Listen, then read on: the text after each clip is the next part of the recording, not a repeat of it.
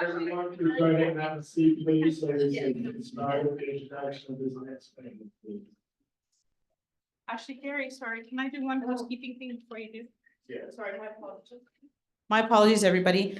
We're trying to arrange the buses this evening to be most convenient for you. So first thing, just to remind you, we're leaving directly from here to go to the Heritage Center. So and then originally we were supposed to come back here and then make our way to the hotels, but now we're trying to arrange the busing so that the bus will take you to your hotels, okay?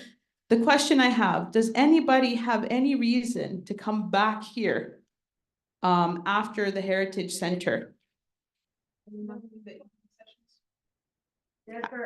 Yeah, no, we have this 4:30 session, then we have a half an hour session at 6.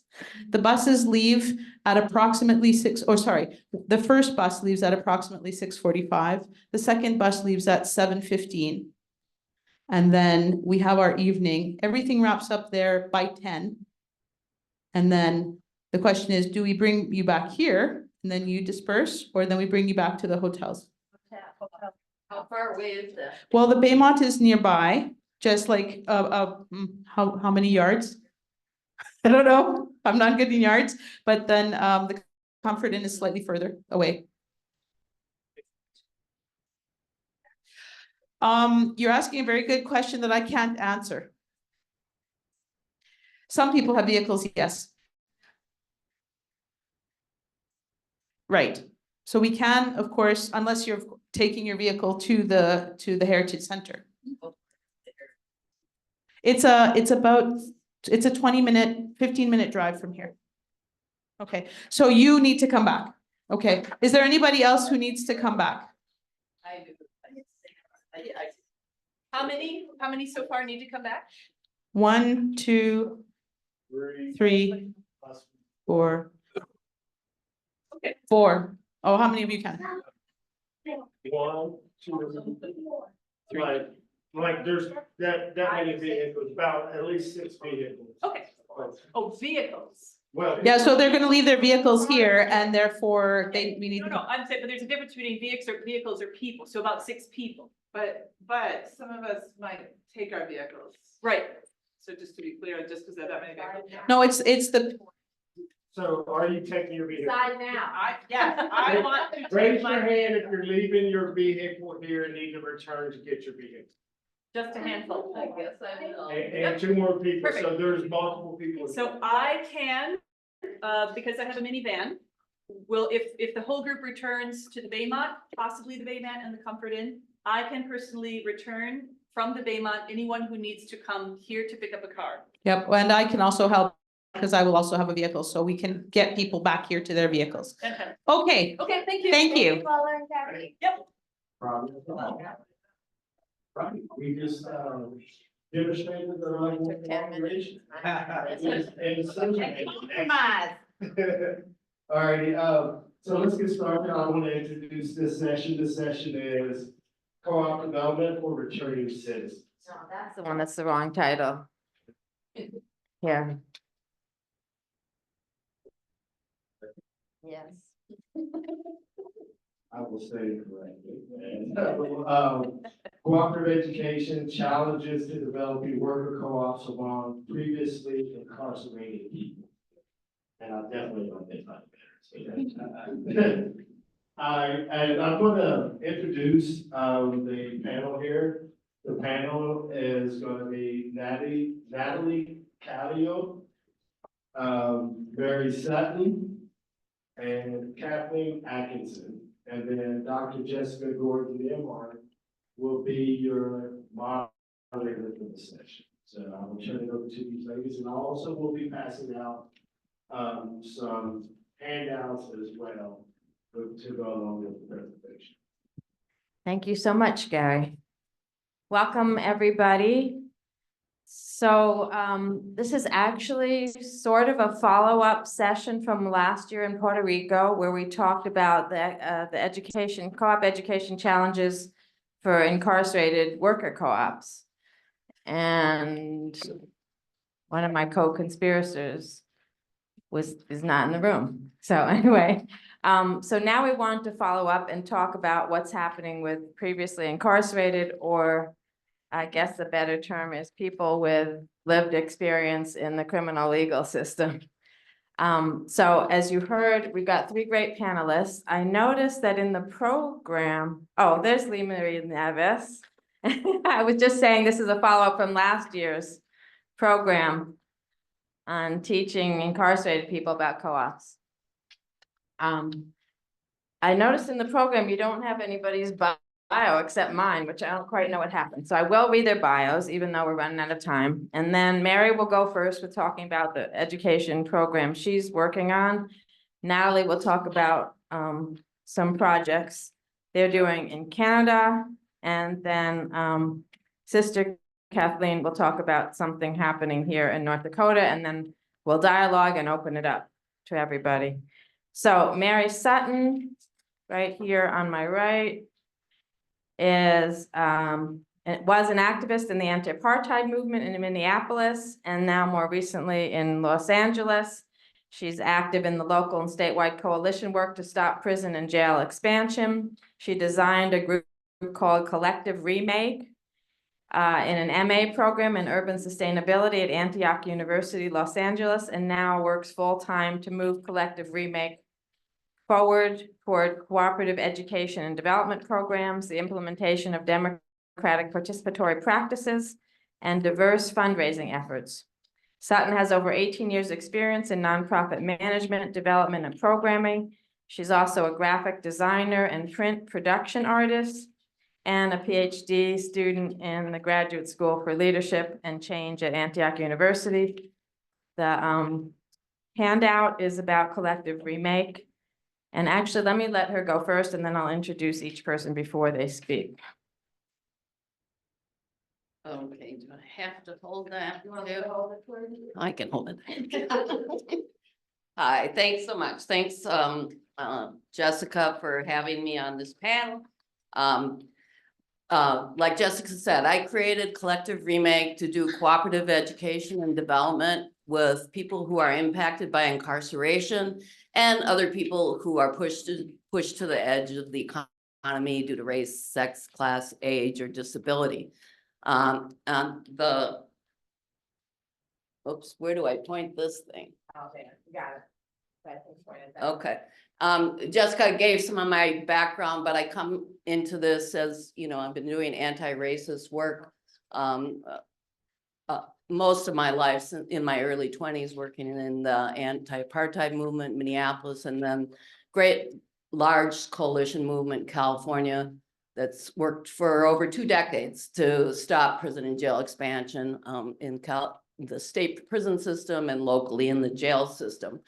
And this inspired me to develop Collective ReMake, because I see cooperatives as an abolitionist project. It is a project towards reparations, or can be.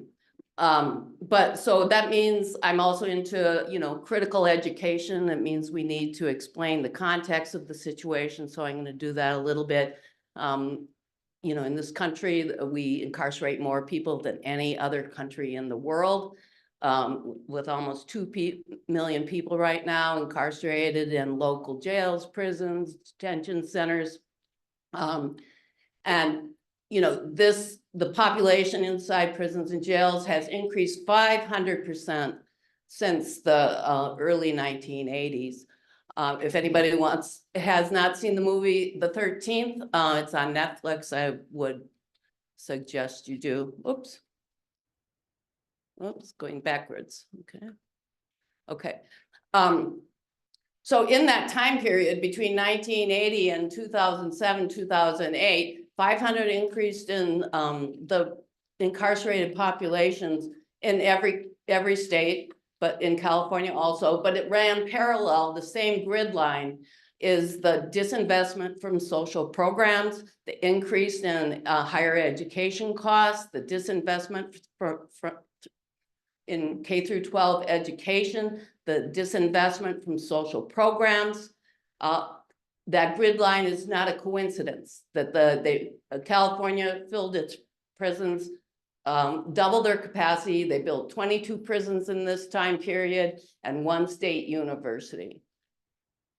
During that same time period, also not a coincidence, they changed the sentencing law. The crime rate did not go up in this time period. The crime rate fluctuates, and it has fluctuated, in some cases even gone down. What happened was they changed the laws. They can drop a wider net over targeted communities, and we all know mostly communities of color. The 3 strikes law, the war on drugs, the use of conspiracy and association charges, from indeterminate to determinate sentencing, mandatory minimums, all created much longer sentences for people, even people with nonviolent drug convictions.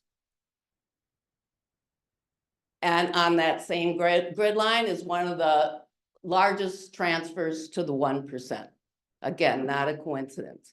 All those prisons are funded with lease revenue bonds, which is a financing scheme. When people stop voting for new prisons and jails, they create a scheme where it's very complicated, but the dollars are going to the 1%, and the taxpayers are burned on 40 to 50% or 40 to 50 year debts on all these prisons at a very high interest rate. So, and it's not just the people that are incarcerated, it's their family members, loved ones that are impacted. And aside from those that are incarcerated, there's at least another 5 million people that are under the thumb of the system through probation or parole.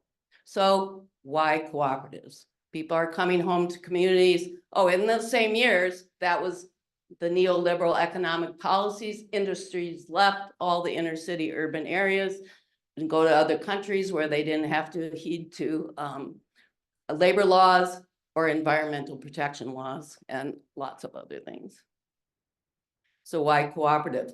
So I'm not going to tell you what cooperatives are because you know, but in our education programs, we take a deep dive into the cooperative principles and values. We embed participatory practices that engage the people who are taking the cooperatives. We're doing education with people who don't know what cooperatives is. I would say that 99% of the folks that come into our programs have never heard of cooperatives. So we wanted to see how these principles and values really resonate in communities that are disenfranchised and pushed to the edge of the economy. So the cooperative principles, which I won't repeat, and lots of times we don't look at the values enough: democracy, self-responsibility, self-help, solidarity, equity, inequality. And there's a difference between equity and equality. We have to do more work to have equity. We have to do extra work so people can actually have equality. An example of that is, you know, we had to buy computers for the guys on our program, because if they want to get into co-op development, they have to know how to use computers. So there's a lot more needs that have to be addressed if you're going to work in communities that are pushed to the edge, right? So democracy, equality.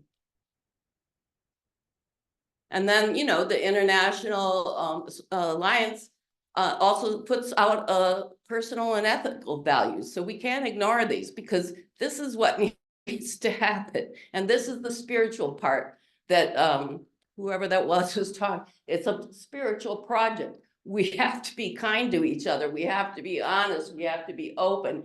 And these things have to be addressed every day in practice. How do we put this to practice in our work and how we treat people? And so we also expand on the principles because, again, they came from a Western notion, but such values like Jessica talks about her mutual aid and cooperativism in indigenous communities and non-Western cultures around the world have practiced cooperativism since the beginning of humans, you know. You can't read this, but this is from the book that Jessica worked on. It has, you know, some indigenous, native indigenous values around the principles. I'm sorry, that's not. The Kwanzaa principles somebody brought up. This comes from the Swahili language. Even though Kwanzaa was developed in the 1970s, the principles come from African culture. because this is the way people live. They weren't invented with Kwanzaa. So, you know, umoja, kujichabulea, self-determination, ujama, cooperative economics, all these support the cooperative principles and values that we are more familiar with, perhaps. In Malaysia and Papua New Guinea, they have different concepts of land ownership still today. You know, the land isn't purchased and sold, it's kept in the community and passed on to next generations. This is the logo for Cooperation Jackson. The symbols inside their logo come from the Asante people. The center symbol means in unity we are together. The one on the left, I can't remember which is which, but the one means you have to keep your hand in the pot if you want to get part of the deal. You have to be involved. You might be familiar with the Adinkra symbols. You see it in woven cloth from this community. And then Collective ReMake also embeds the sustainability principles on top of the principal values. We need to protect the environment, like the woman that was up here earlier. If we're not looking at the environment as part of our project inside our cooperatives, we're not doing our job. We have to be able to take care of the social, economic, and environmental needs of the community and the people and the earth at the same time. You can't deal with one separate from the other. So I was inspired by some early cooperators in my research, and I was surprised and hesitant because I'm a recovering Catholic, but out of the Catholic Church came a philosophy that this is what I'm imitating and trying to reproduce. There's Mandarati and Mondragon, Cody and Jimmy Tompkins in Nova Scotia and the Antigonish movement, Father A.J. McKnight, who co-founded the Federation of Southern Cooperatives with, I have Carol Zippert up there because she's the person I interviewed and that opened this door for me. And then Jessica writes about some of it. They all went, the people from the Federation went to Antigonish to study, they went to Mondragon to study, and they have a model for adult education that kind of parallels like Paulo Freire. But they came before Paulo Freire, some of these people. So the kind of cycling of knowledge, extended epistemology, where people and critical context, understanding the political world you live in, why are the fisheries failing in the Antigonish movement? Why do the Black farmers need to create their independent sweet potato farms, et cetera? So they held adult education program, bringing working people into the room and starting to have this conversation, starting to understand what their assets were, what was around them that they could use, and how they could cooperate to help meet their own needs. And these are all some of the long-standing, most successful cooperatives in the world today still. I don't think that's a coincidence. But anyways, I also try to, embed appreciative inquiry into our education practice, trying to keep it positive and understanding that everyone has something to bring to the table. And then again, cooperative inquiry, it's coincidentally called cooperative, but it is a methodology created by John Heron and Peter Reason back in the 60s and 70s, but they have created that cycles, it's multiple iterative cycles of action, reflection, learning, and presentation, which is an extended epistemology where people are actually learning and they're sharing their own experience. Everyone has as much to bring to the table as the teachers in the room. Yeah. So this is what we're trying to do in Collective ReMake. We found it, it's transformative. This is an example of a study, just showing the spirals from the first workshop, and we do participatory evaluations where we record, people are doing you know, it's not we do some written evaluations, but it's an oral evaluation every single time. Each workshop, we come back, what did you pick up last time? What did you learn last time? And at the end, we do reflections, and we always bring it back. So these are comments that are coming from the the participants. So the handout I have, we have a full series of introduction workshops, 8 workshops that brings people into the focus of what I'm talking about. We also do the Just Transition workshop from Movement Generation. If you haven't seen that, that's a great way to talk about capitalism that's a little less rhetorical and digestible for people who are exploring these ideas for the first time. Then we have for people who are interested, have a business idea and are passionate about the principles, they can move into and have business idea. Then we have a set of advanced workshops to help them figure out if their team is strong, if their idea is feasible. We also have a train the trainer program. If people don't want to do this, they can come in, and we're developing co-facilitators from the ground floor.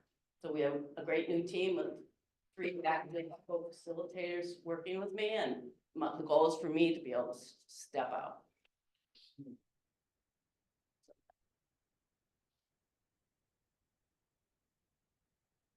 LA Eco Arts is an art co-op that is kind of on hiatus, but we're going to get it started again in August.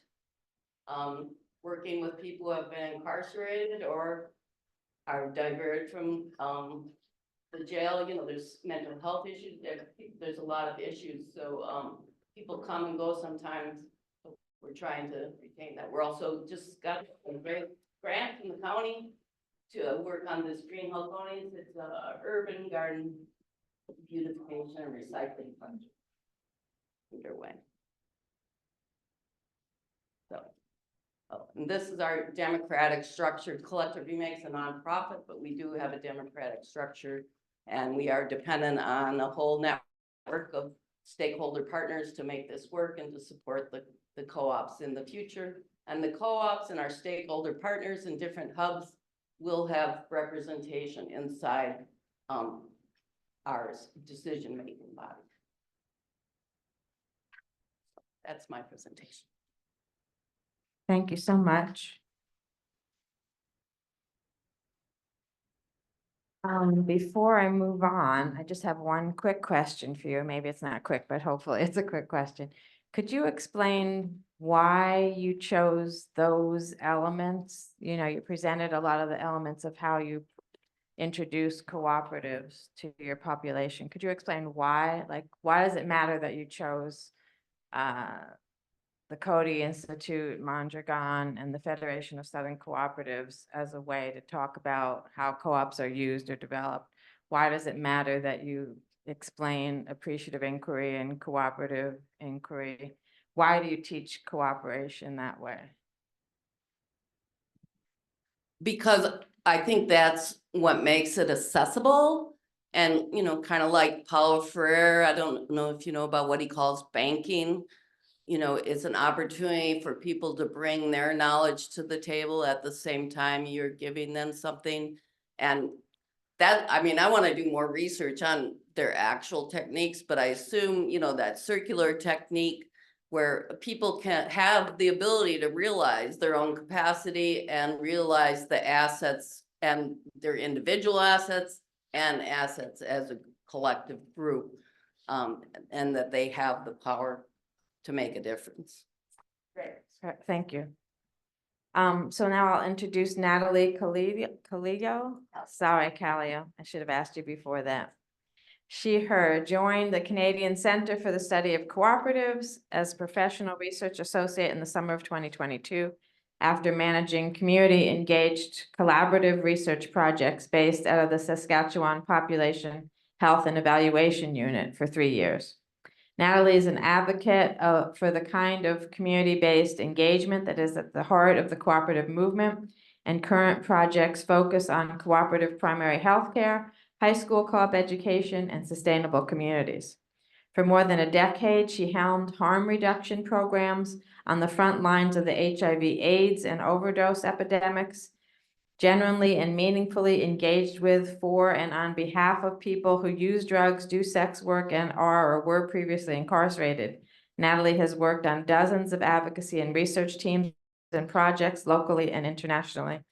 She has a BA honors in English from the University of Saskatchewan, an MA in Media Studies from Concordia University, Bachelor of Education at OCUT, and she volunteers for the EGADS Downtown Youth Center, mentoring for youth by youth committees, and a current ACE board director. And I am. You don't sound like you are.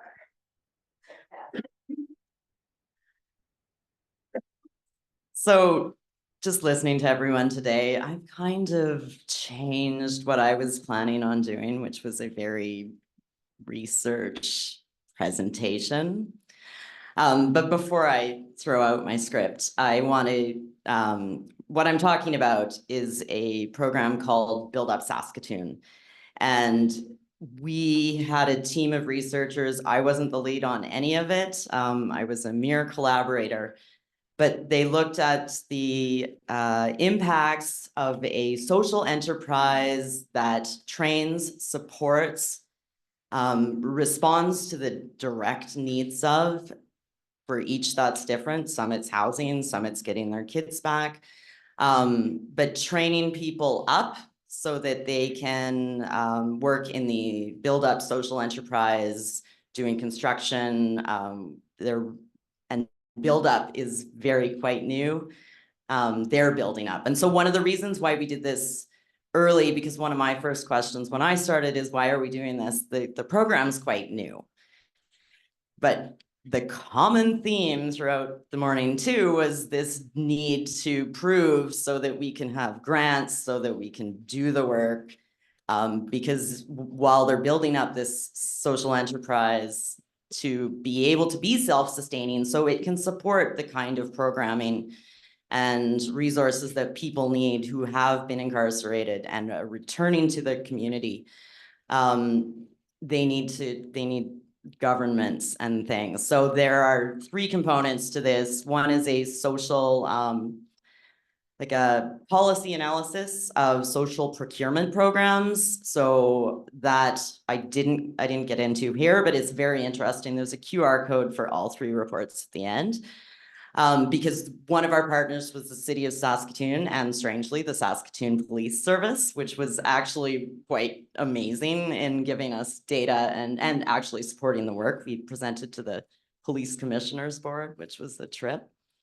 But so we did that because we want there to be policy implications, and we want commitments from partners like the city of Saskatoon that these things are worth giving contracts to, because the impact is way beyond saving a buck. Someone can underbid them because because the programs are more expensive, because they provide a thriving wage, which is another new favorite term of mine from this morning. But we need, so we need to, we did that because we want investment. And then we did a quantitative analysis of the impact, because people want to know that there's a return on investment, which sounds so awful when you're talking about human beings, but you need that. And then Sarah Mohammed, who is our amazing research assistant on this project, she did the policy part too. But she did, she interviewed the people who were involved in Build Up to find out the actual meaningful impact on their lives. So there are those three components. So my boss, Marc-Andre Pigeon, led this whole project, and Stan Yu, my colleague, did tons of the number crunching, and very conservative estimates is what you're going to see. And sorry, I'm umming a lot because I don't want to forget anyone. And a ton of research assistants, because, like, we were doing this on a small funding grant from a partnership with the city of Saskatoon and the University of Saskatchewan. So for some things and not for others. So this, I'm gonna just situate myself for a second. When I did work, the previous 10 years before returning to the university, because I was very, very, very tired. The 10 years I worked in harm reduction, I was in and out of the federal and provincial correctional facilities in the province of Saskatchewan. That includes the Regional Psychiatric Center, which is where everybody with the highest mental health needs who are in the prison system go. And I did education on HIV and harm reduction and safer sex work, which I learned from community because I personally didn't have any experience with it. But going in and out of these places, I saw community. And I saw collectivism, and I always felt at home. I went to the Pine Grove Correctional Center for Women, and I was like 8.5 months pregnant, and I've never felt so loved and cared for in my life. Like no one, I was safer there than anywhere I could ever be.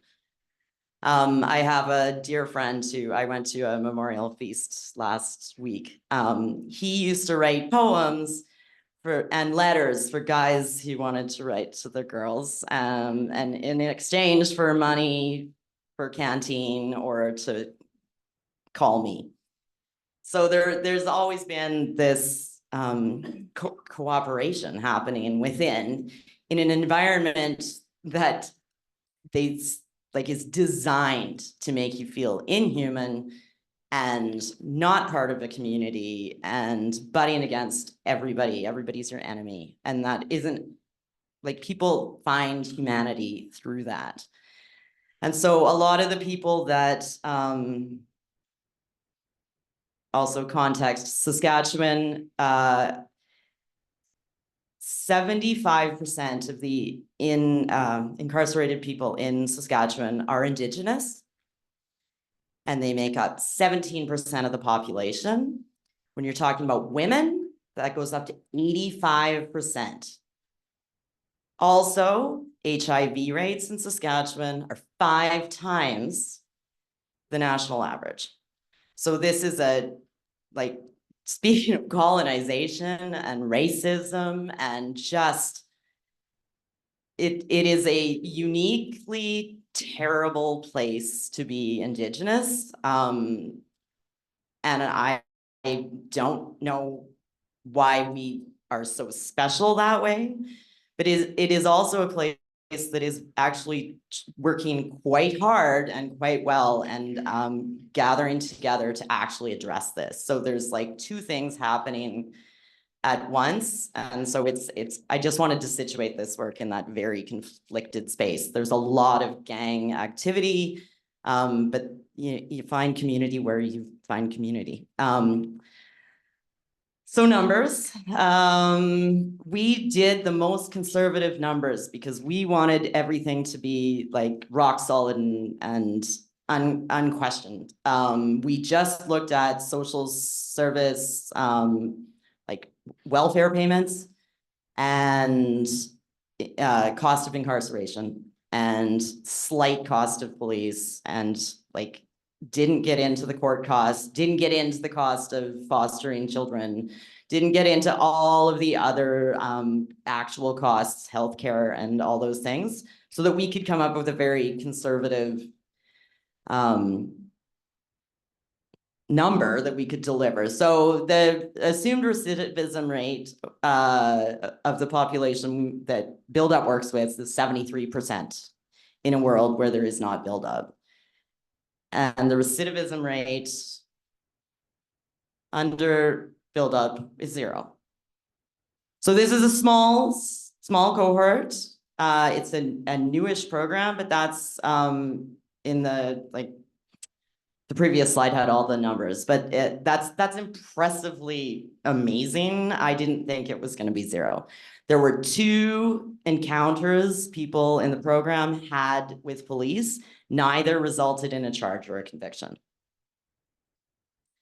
It also saves government agencies between like $126,000 to $306,000 a year.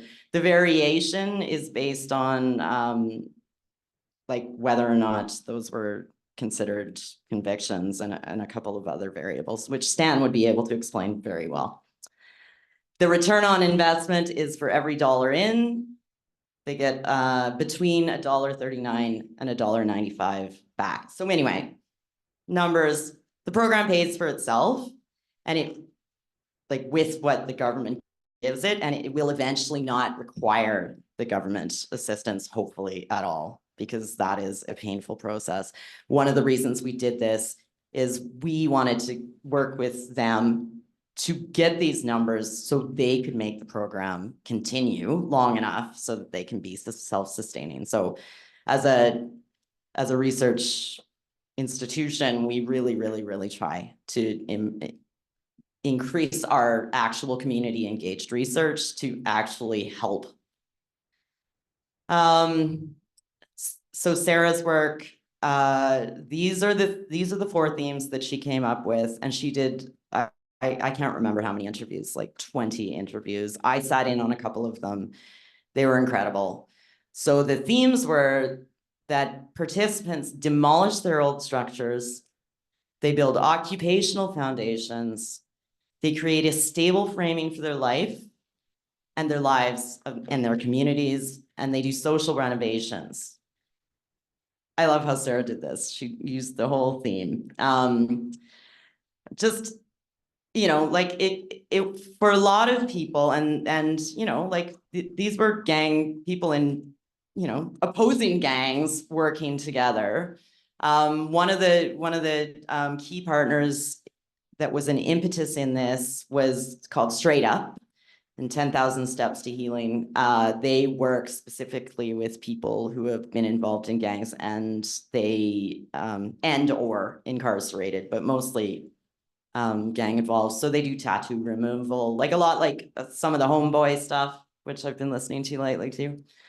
But they also provide housing. So that is key to being able to support people in programs like Build Up.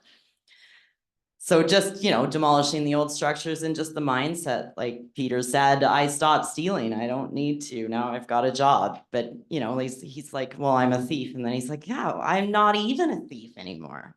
So it's like rethinking who you are. Crew members laid strong foundation for their trades careers. So like they start where people are. So if you need, you know, reading and that kind of support level, or, you know, like a lot of hands-on training. Some people came with trades experience, and so then they could move up quicker and also mentor people. Like there's a whole community building process that happens in that training. And then they become mentors. Oh, Jesus. So stable framing, you know, it's pretty self-explanatory. I strongly encourage you to read the work. I've had a hard time with it, but I can actually put my feet up and watch TV for an hour. That's unprecedented for Peter. Peter shows up a lot. But you know, like it was a strange feeling to be able to not have to hustle all the time. Like you could go to work, do a good job, make money enough to sustain yourself and your family, and then just like be able to chill. And they also rebuilt their social support systems. For some, they built social support systems that they never really had in a positive way. They'd always had social supports in certain ways. When there are no alternatives, then your gang becomes your community. So yeah, a lot of them talked about like all of a sudden, like people used to be scared of them, run away, like when they were coming down the street. And that's how they looked at their community. And now they, you know, they find themselves picking up garbage on their way home, or a lot of the Build Up projects are actually going in and taking down boarded up buildings and making them back into homes and really, really contributing to the community. So that's that. We also did my friend Marcel Petit, who is a Métis Jedi, as he calls himself. He did a photo workshop with everybody. It wasn't a photo voice project, but you know, like we wanted people to also continue to build other skills. And like, this is just one of the photographs that was like, we wanted them to show us their life. So that's how you read the reports. I feel like I just ran through a whole lot of really important things. But this is not a cooperative, but there's so much opportunity for it to become a cooperative.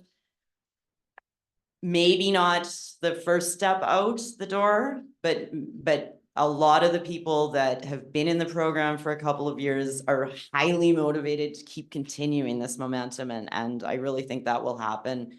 Also, Isabel Finley, who is another research fellow with us, an amazing woman.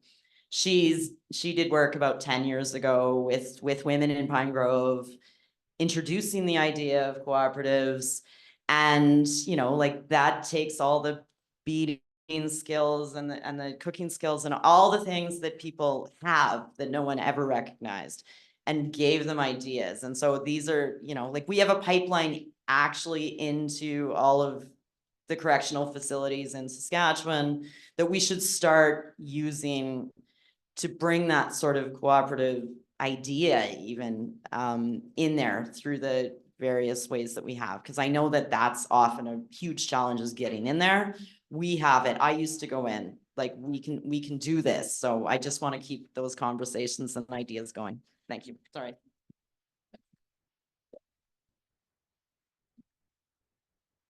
Yeah. Thanks so much. Just to follow up, you got into it a little bit, that there are opportunities to do co-op development, both with this population and in the prisons. But from what you learned from this study, in addition to all the great numbers about recidivism and feeling connected and all that, what do you think co-op education training would look like if you were going to try to use that population and start some co-ops? I'm also new to co-op education. That's okay. I need to learn. But, you know, like what Mary was talking about, like, I think those seemed like very good places to start. And also like always connecting it back to their experience and where they live. And, you know, I don't like in Canada, you don't lose your vote because you've got a criminal record, but I believe that happens here still. Which is mind-boggling that you can never, but the idea to be a participant in decisions and you know, making decisions democratically and having a vote that is equal to everyone else. Like, I think these are like concepts that that could be easily grasped and taken and run with. And I think with the support, once the idea would be planted with all of the wonderful things that are in co-op education, but just I see in the qualitative research on this project, all of the things that you were talking about, like the values and the principles and like organizing and those sorts of things. Like it's one step away. And I think what we were talking about, what people were talking about earlier, much more eloquently, about rethinking the idea of cooperatives or expanding it to not just be that, you know, incorporated cooperative, because I think they're already doing it in this program. So it's one more step. Thanks so much. Last but not least, Sister Kathleen Atkinson is a Benedictine sister from the Annunciation Monastery in Bismarck, North Dakota. Nationally recognized as an energetic and creative leader in hunger and homelessness education. In hunger and homelessness education, she has developed service learning experiences for all age groups and led service teams to a variety of foreign and U.S. locations. Kathleen has been a teacher at the elementary, secondary, university level, has served as a director of catechism for the Diocese of Bismarck. In 2013, she founded Ministry on the Margins, which she's representing today, which offers prison ministry, prison reentry support, a food pantry, a nighttime coffee house, support groups, and street outreach. Ministry on the Margins currently serves over 1,600 people each week. A lifetime resident of Bismarck, she's an elementary education graduate from the University of Mary. She holds an MA in theology from St. John's University and a doctorate in ministry from the University of St. Thomas. She's the author of several articles on spirituality and mission, as well as 2 books. She currently serves as a member of the Burleigh County Housing Commission, the Missouri Valley Homeless Coalition, the Burleigh Morton Behavioral Health Coalition, and the AID Inc. Board of Directors. Thank you, Sister Kathleen. All right. Yeah, I'm a lifetime person, so I get to say welcome to my home and to our prairies. Right here, Ministry on the Margins. I think I'm also a living testament to a great midlife crisis.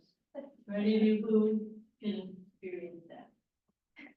13 years ago, I picked up the phone and I needed to do something new, and I called the state penitentiary. I'd always wondered, hands up, how many of you have been inside penitentiaries? They're long-term churches. Okay. Well, I just called my psychologist, like, do you think there's anything I can do? And the chaplain said, yeah. And I thought, shoot. And I went walking down the hallway, and I thought that I was coming in to help those people. And I'm walking down the hallway with 8 gates that open, and it closed. But I think this is a dumb idea. Open, close, that separation, setting people apart, and open and close, and a guy suddenly down the hall goes, hey, Sister Kay. And he was my 3rd grade student. And you don't expect, I didn't expect to see him. I went a little further, and a guy came out and his dad had been a colleague of mine, and I was a professor at the university. We sit down in the room, this guy found me in, and he goes, oh, Shannon. Shannon's my niece. And it was a young man who had graduated from high school with my niece, who, if you're driving over to the Heritage Center, you may still find, they'll be at the corner of Interstate and State Street with a sign that says homeless will, anything will help. And I rolled down the window, and as soon as it was, yeah, get your butt down to the ministry. Yes. This is how, that's so important, because this is how Ministry on the Margins started. It was encountering people not as a them, but as one of us. I left that night. I sat in the prison parking lot and cried. Isn't that crazy? But we started to take what we do at Ministry on the Margins, and you notice in the middle is the whole person. We focus on the person with the name, with an experience, with all of this is connected. You may be in prison, but you've got a family. And if you're going to, your family has to maintain the housing, or when you get out, you're going to get housing. You have a reentry program, but don't apply for a job if you haven't had a haircut. Very simple supportive services and the housing, employer reach out, readiness, reaching out and collaborating with everyone that we can. All of our programming at the ministry uses this person-centered, holistic, you can't divide us up type of approach. What's it look like for the prison reentry specific? First thing is that shift that happened to me, that we look at people with skills rather than record. I am a Benedictine nun. There's this line in the rule of Benedict that said that all we received is Christ. And the most controversial word in that is all. all, and we keep saying that to the city commission, to the county, say, all. So you take a look at that quick picture, it was taken one night, 11 o'clock, somebody's, birthday. And if you're looking at that picture, can you tell me who is on a really bad meth trip right now? Can you tell me who is schizophrenic? Who's a registered sex offender? You could probably tell me who's an overweight middle-aged nun. We want that photo up as a poster and we use it. And that's our allness. All we received and allowed in. How are some of the ways that we try to do that? Many states have ban the box unemployment forms. More states have it for their own employees rather than moving it out into the public spectrum. But in 2019, North Dakota added it for government employees. And this legislative session, we're going to hope that it gets moved public. Fair chance hiring pledge, if you're familiar with that, that would have come out of the Obama administration. It simply says we're going to hire people based on skills. We give them a chance. If I were to say to you right now, turn to your neighbor, tell them the worst thing you've ever done, there would be a lot of uncomfortable crickets. So we try to say that to our leadership. Finally, are you aware of what your state, your nation offers, not only for tax incentives for hiring people who have felony records, but also bonding? And you can say to an employer, yeah, he has a record, she has a record, and here's $2,500 of bonding to cover any problems that you may have.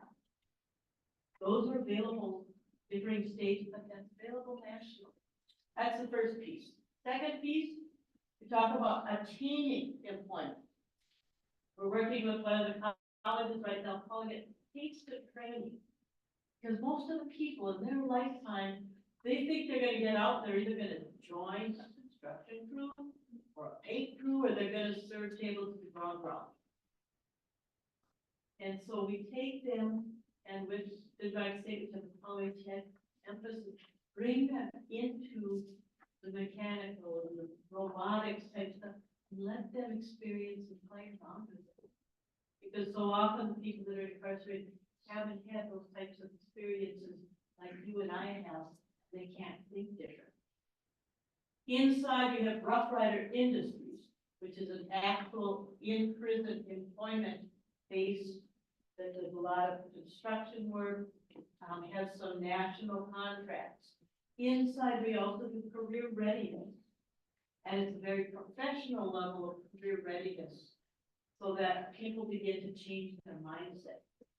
On the outside, fair chance job fairs, working with the Chamber of Commerce and naming the workforce shortage, which we have as reality here, and working with job services. So all agencies, a lot of one-on-one time connection. Finally, in attaining jobs ministry on the margins, we have 18 employees. 9 of them are second chance employees.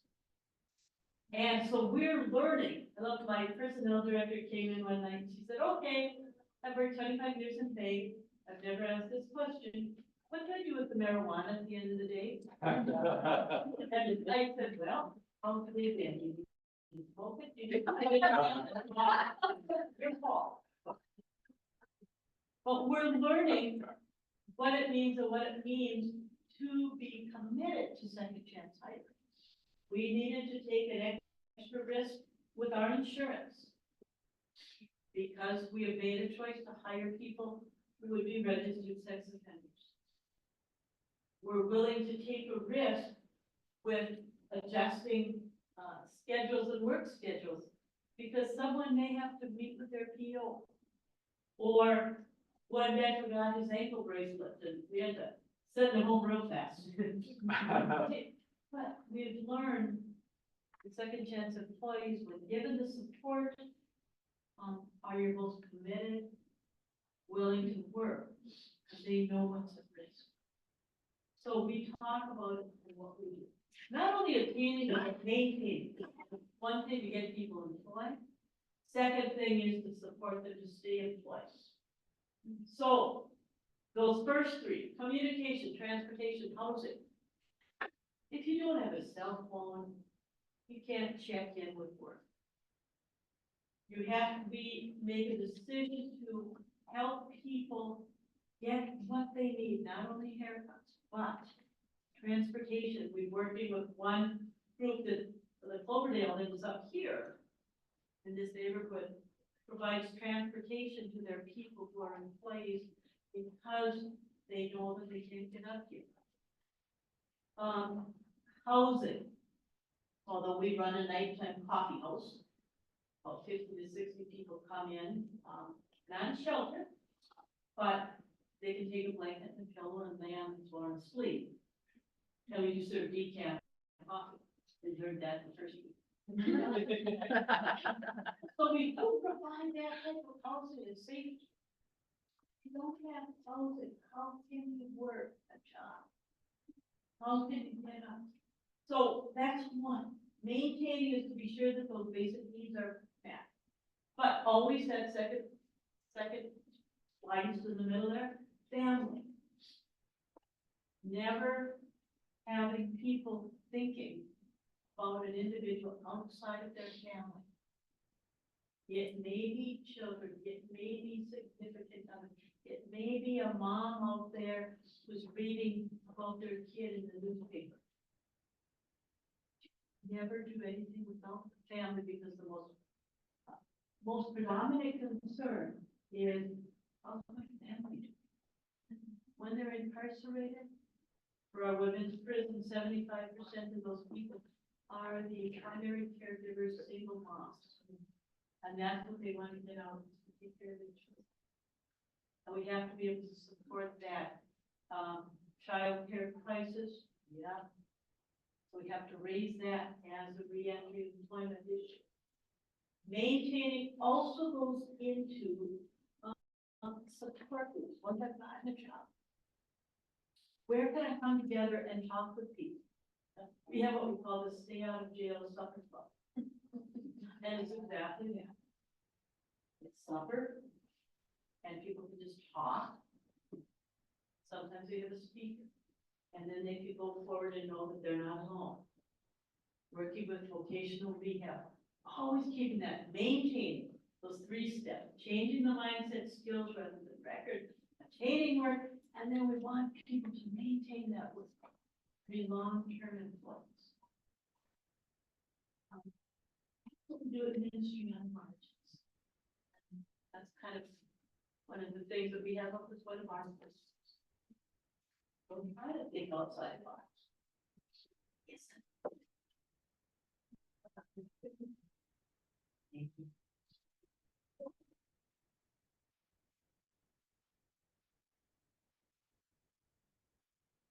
Oh, thank you so much. That was great. So my question to you, I think you sort of did it already, but I'll ask it more specifically. So it looks like you have your programming really hits the mark on what supports are needed for previously incarcerated people and trying to re-enter.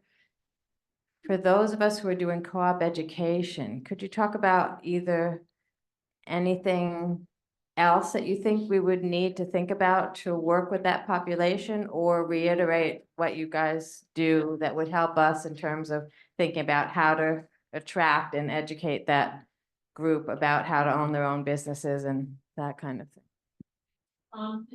Going down with that at all, we need to focus on each individual and their background, their uniqueness of it. For a person in incarceration, they're coming from a very controlled environment, a very unstimulated environment intentionally. And so a person may come out of prison and you put them in a car and their body has moved faster than it has for years. By going in, think of that physically. Think of the change in noise and color and touch, from gray and white to and metal and plastic, to cushions and soft and color. Think, so we try to really help in that reentry, help the adjustment from that intentional institutionalization, making less than 100 decisions a day, to coming out and making over 1,000 decisions a day. So really being intentional about that and about the transition.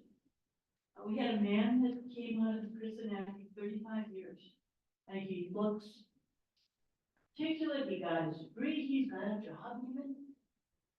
And he walked up to the car and he said, first, because of course, 35 years ago, for those people who are old enough, cars didn't have fobs. He looked for the date unlocker. And he felt stupid. I don't live without my cell phone. 10 years ago, no one had cell phones.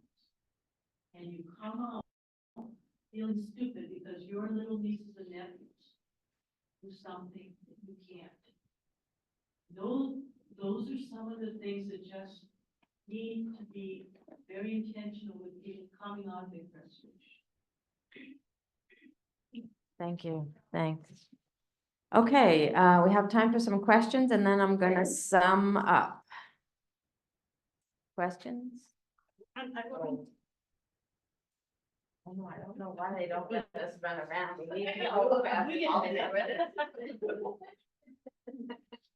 Thank you. I had been a program director for the University of Arizona. We worked with at-risk youth. We worked with Indigenous youth who had been put into correctional facilities. We tracked how the evolution of, our youth from our communities had, inundated the cities and these gangs and where the gang activity was coming from.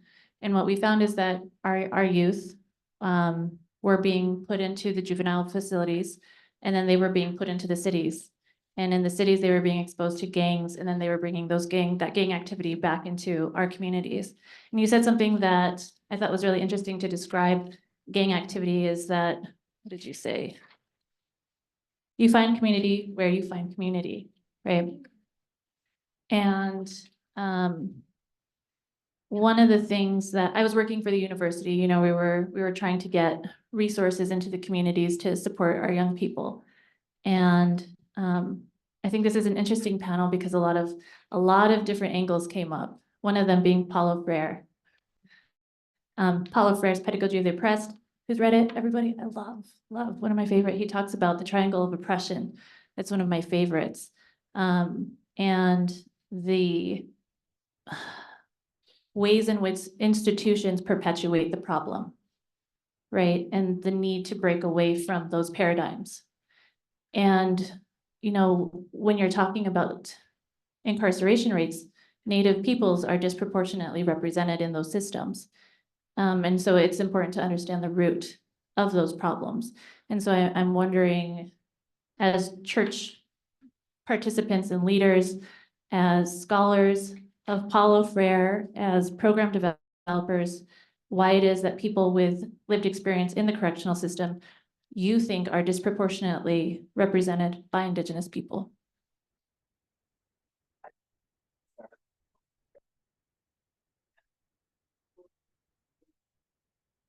I'm a white settler lady, but I've had a lot of people really schooled me on this. So the residential school system in Canada never stopped. It was just replaced with prison.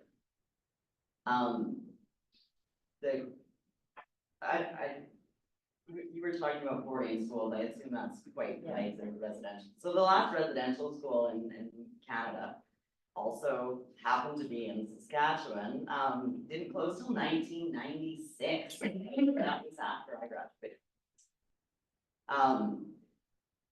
they replace, they just, it's continued. It's just, it looks like the foster system and it looks like, jail. And I know a lot of people doing a lot of really good work trying to break that, but the first thing is you go back and people will say to me, I wasn't parented because I was taken away from my parents, who were taken away from their parents, who were taken away from their parents, and that's like 3-4 generations of people who didn't have their parents. And then the system is like, well, you can't parent your children, and there's no opportunities for that. So nobody's given an opportunity to parent their children, and the communities are working really, really hard to re-seize even just the foster care system so that the bands do the care. There are also some really good programs that make it so that instead of being in the foster care system, the parent has all the support that they need living with them, so that they can parent their children. And I think like I don't have any answers here. I know that's why I think there is that overrepresentation, is because like colonization has never let up, not one bit. They just, well, it just is given a different name and looks different, and now it's like, you know, the residential schools were supposed to be good, but it was actually like kill the Indian, save the man. yeah. So yeah, so genocide. So, you know, like, but it was this idea that it was going to be good. And I don't see many differences at all between what I see. Like I would be with women in the hospital and they would send 5 cops to get her newborn. This happened more than once, but this one particular, she was Black, her husband was Indigenous. They're both dead now, but they sent 5 cops to get her baby, and then charged her with assaulting a police officer for doing the most maternal thing ever when someone's trying to take your baby away. So I think it's starting with parenting, and education comes up a lot too. But I think dismantling colonization and the structures that pretend to do good and do terrible, awful, soul-killing things, and more opportunities for people to discover their culture, because again, it's taken away. So I look at colleagues at First Nations University, I look at colleagues doing really amazing work. I don't have any answers, but it has to be called out what it is.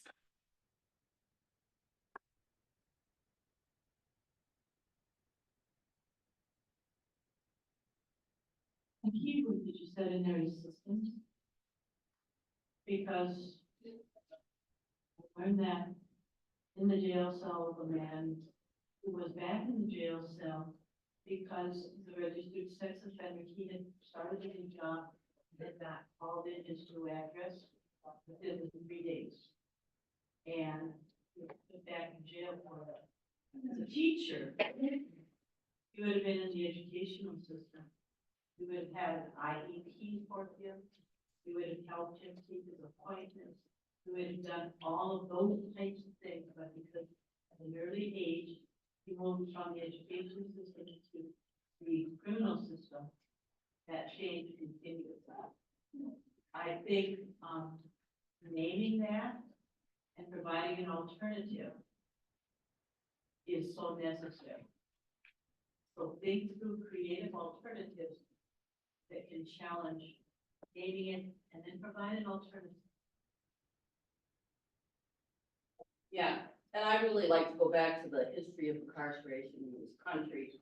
Native American people have always been disproportionately represented as people of color have. I mean, in the beginning, there were more white people in prison because that's who came to this country again, I can't remember the exact year, but in 16 something, over 50% of the immigrants from Britain were convicts. I don't like to use that word, but convicts, indentured servants, people that coming out of debtor prison. So they came from under here, under slavery, but always, I mean, they took out Native leaders through incarceration.